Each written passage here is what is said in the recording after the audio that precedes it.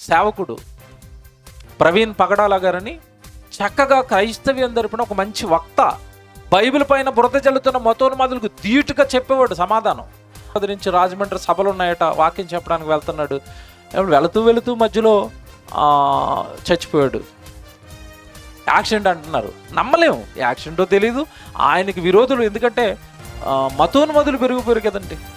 చక్కగా దేవుడిని అర్థం చేసుకోలేదు, మతాలు పెట్టుకున్నారు, మతాల పేరట యుద్ధాలు లేపారు. ఆ మతం ఈ మతం అని ఏమంటే మతోన్మాదులుగా మారిపోయి చివరికి ప్రాణాలు తీయడానికి సహితము వెనకట్టడం లేదు. ఈరోజు మనిషిని మతం మృగంలా తయారు చేస్తుంది.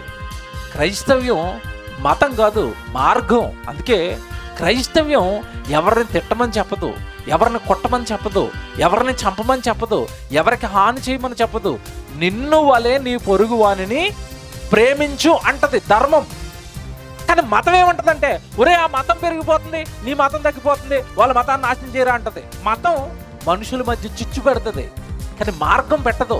ఎందుకంటే భూమి మీద ఉండేది 60-70 ఏళ్ళు రా, నిన్ను పుట్టించిన సృష్టికర్త ఉన్నాడు రా, మంచిగా బ్రతుకుదాంరా, ప్రేమతో ఉందాంరా, సఖ్యతతో ఉందాంరా, సమాధానంతో ఉందాంరా, కలిసి మనల్ని పుట్టించిన పరలోకపు తండ్రి దగ్గరికి వెళ్ళిపోతాంరా పాపాలు చేయకుండా అంటది.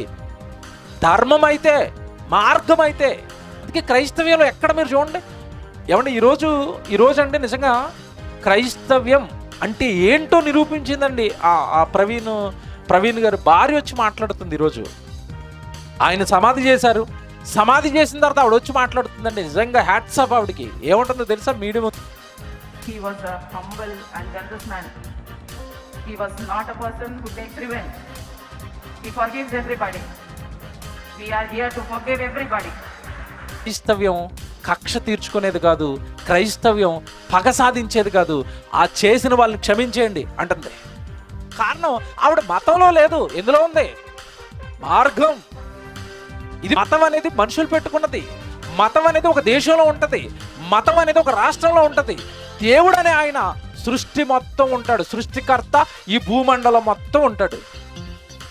మనుషులందరికీ దేవుడు ఒక్కరేని చెప్తాడు. అది మార్గం.